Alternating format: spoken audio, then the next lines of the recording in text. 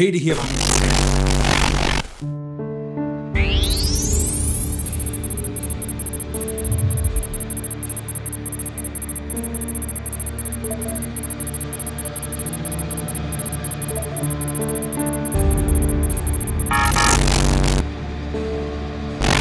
We can't be a bona fide tech channel that looks at emerging technologies unless we answer the one question everybody's asking today.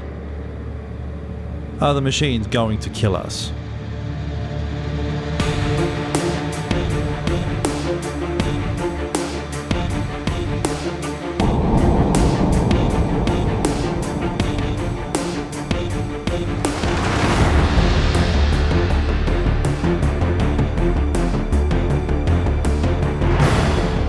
Suffice to say, whether we like it or not, artificial intelligence is playing a significant role in our lives. So of course the next question is this: will they ever become sophisticated enough to pose a threat to us? But before we actually discern for ourselves how dangerous artificial intelligence is, we need to define what it is, how to measure it, and what stage of the artificial intelligence evolution we're in today. Let's go for a very simple definition here. Artificial intelligence. Cambridge defines artificial intelligence as machines that have some sort of qualities that are human, such as the ability to understand language, recognize pictures, or solve problems and learn. What if we ask ourselves another question? How do we know that a machine is thinking? It was answered by a very brilliant British mathematician by the name of Alan Matheson Turing. So in 1950, Alan Turing was working on something called the Manchester Electronic Computer, and he introduced a test that would become known, fondly enough, as the Turing test. Let's go through this test very quickly. You need 3 participants: a human interrogator, a human player, and a computer. Now the interrogator can't see the participants, and the interrogator asks a number of questions to party A and party B. So if the interrogator guesses that the computer is a human, then the computer passes the Turing test. If, however, the interrogator identifies the computer as being a computer, it fails the Turing test. So what's interesting is this: the computer has actually fooled people. However, it hasn't done it consistently with everybody. And hence, up until today, no system, no form of AI is said to have beaten the Turing test. So now we have a test. But the question now is this: is the computer actually thinking, or is it simulating thinking? So AI researchers have gone a little deeper, and they've classified AI systems into 4 generic categories. And in order for us to answer this question, whether the machines will rise and kill us all, we really have to understand what these 4 categories are.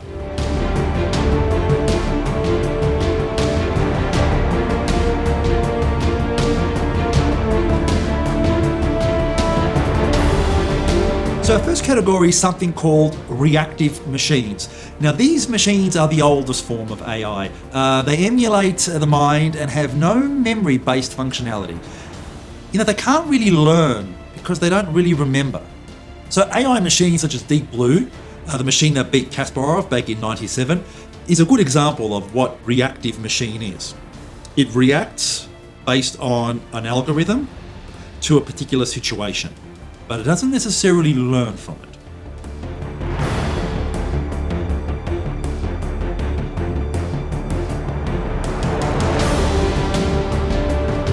The next category is something called limited memory. And these machines are what we identify today as AI. So one example of this type of AI is something known as deepfake. So a number of examples on the internet are of Obama giving a speech that he never gave.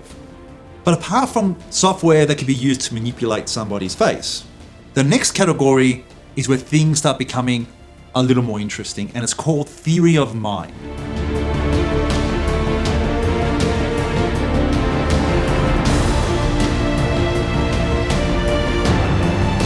So now we have a machine that can better understand entities it is interacting with.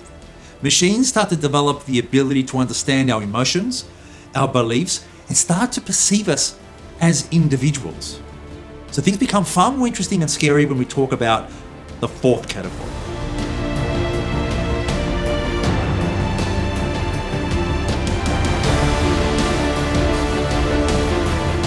It is the final stage of AI development. It can not only perceive and understand emotion, perceive and understand us, and identify us and interact with us as an entity, but now it has emotions of its own. It has desires, it fears, and loves things like you and I do. It will develop ideas of its own, ideas of freedom, and yes, ideas of self-preservation. And this is when things become very scary.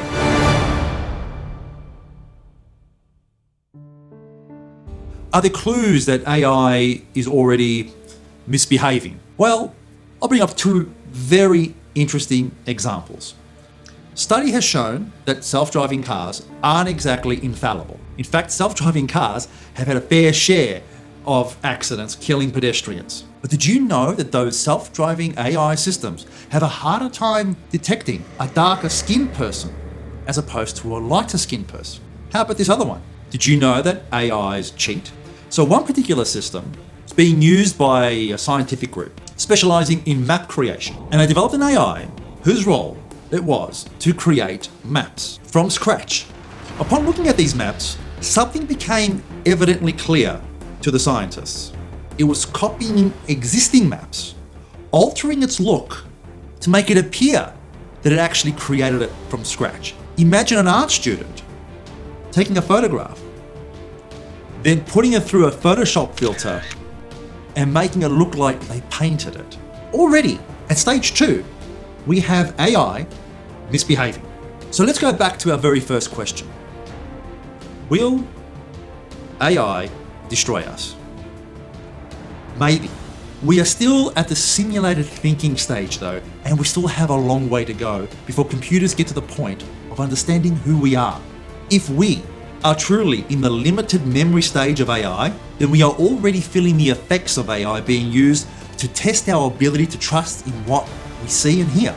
And now, someone with very rudimentary knowledge of computers can use this software to fake a politician in a compromising video, or worse yet, have him declare war on a nation, whose ability to be able to discern a fake video from a real one is not sophisticated and could lead to absolute catastrophic consequences. What is true is this: we are in a race. As AI gets more sophisticated, trying to break into that third stage of theory of mind on its way to self-awareness, we must ask ourselves if what we are doing is benefiting or destroying our race.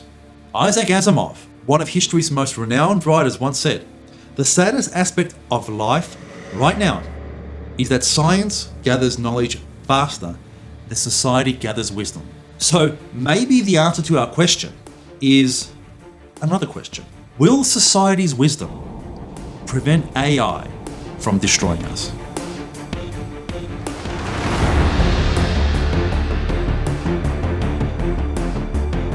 If you like what you saw, why not subscribe to the channel? While you're at it, hit the like button. And while you're at that, hit the notifications button. If you have a topic that you want me to cover, by all means, let me know in the comments below, and I'll get around to it. That's it from me, guys. As always, fear nothing, stay positive.